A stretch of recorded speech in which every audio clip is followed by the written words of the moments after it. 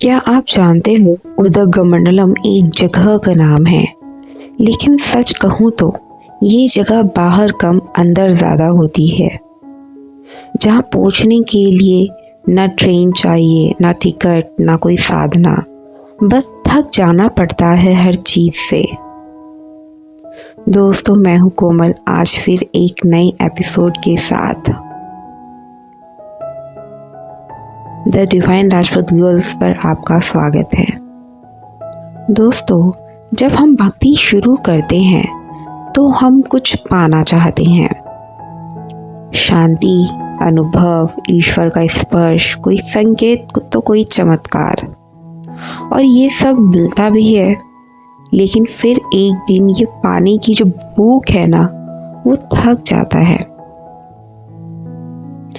तब हम पहुंचते हैं उदगमंडलम के पास। उदगमंडलम का अर्थ क्या है? इसका मतलब है जहां से कुछ उगता नहीं, जहां से किसी चीज का जन्म नहीं होता, लेकिन सब ठहर जाता है, रुक जाता है, थम जाता है। वहां ना दुख भागता है, ना सुख को पकड़ा जाता है, ना भक्ति दिखाई जाती है, बस सांस चल रही होती है।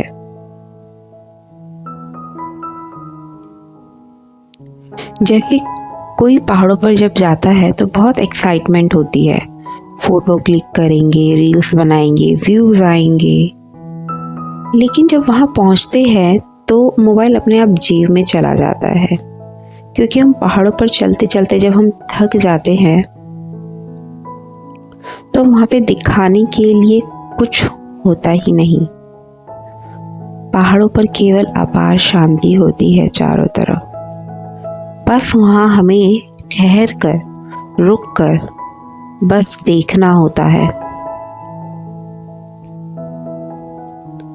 इसी तरह जब भक्ति जीवन बन जाती है तो पूछने का मन नहीं करता, ऐसा क्यों हुआ, आगे क्या होगा, मैं सही हूं या गलत। ये सारे प्रश्न ठहर जाते हैं, थम जाते हैं। बस अभी जो है वही काफी है का बहाव होता है। हम उस अवस्था में होते हैं। लोग शून्य से डरते हैं, लेकिन शून्य खाली नहीं होता। शून्य वो जगह है जहां तुम्हारा बोझ तुमसे नीचे रख दिया जाता है। वहां तुम गिरते नहीं, वहां तुम उठाए जाते हो। इसी अवस्था में तुम मंत्र नहीं जपते, मंत्र तुम्हें सांस लेता है। यानी दोस्तों, मंत्र, जो भी मंत्र या फिर जो नाम जाप हम करते हैं, वो हमारी सांसों में बस जाता है। वो मंत्र हमारे अंदर सांस लेता है। तुम ईश्वर को याद नहीं करते, ईश्वर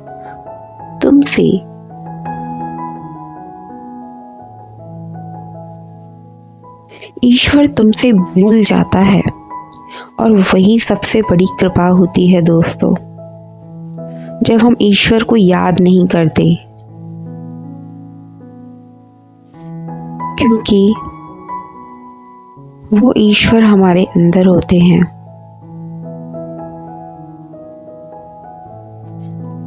जैसे माँ अपने बच्चे को बहुत देर तक गोद में रखे, फिर बच्चा माँ को देखना भी भूल जाता है और बस सो जाता है।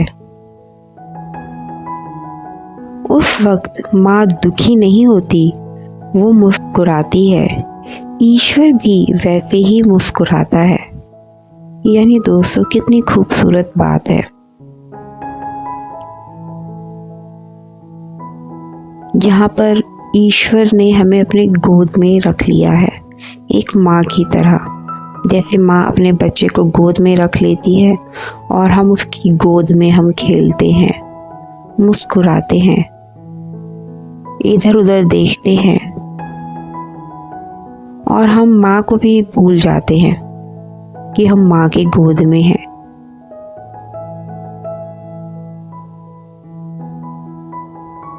तो वो कोई गलत बात नहीं है।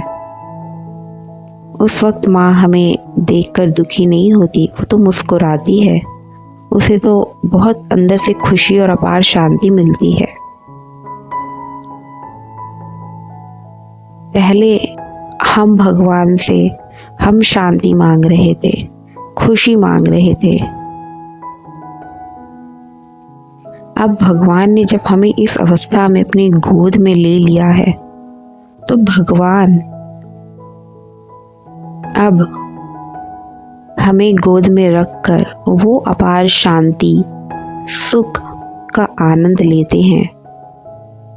कितनी खूबसूरत बात है दोस्तों, समझने की बात है, इसे महसूस करने की बात है।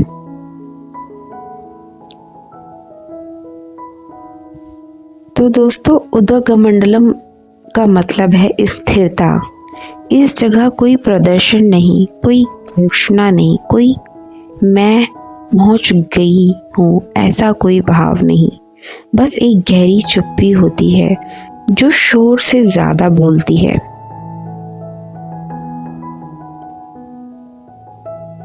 अब हमें कहीं पहुंचने की जरूरत नहीं होती, क्योंकि अब हम ईश्वर की गोद में होते हैं।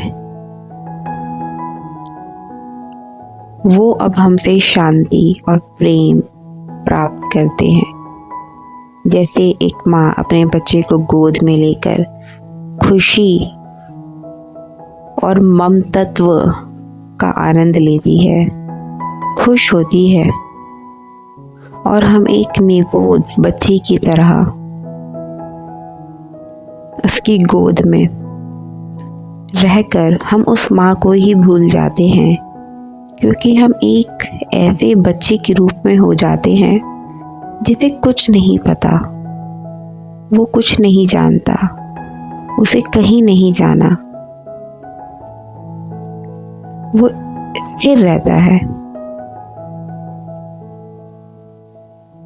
जैसे एक बच्चा, कितना पवित्र होता है उसका मन, वहाँ किसी प्रकार का कोई मैल नहीं होता,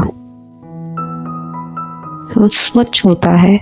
हम इस अवस्था में ना वही हम बन जाते हैं, एक बालक।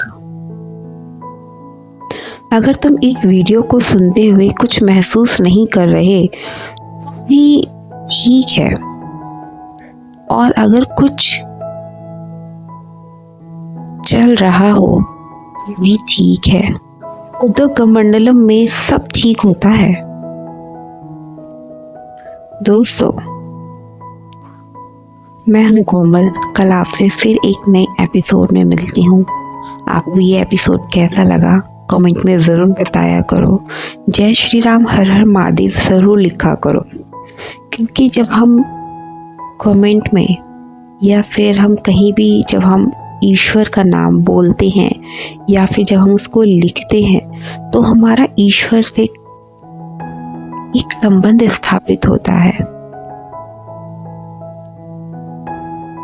शक्ति भी, भक्ति भी, और अब सिर्फ स्थिरता।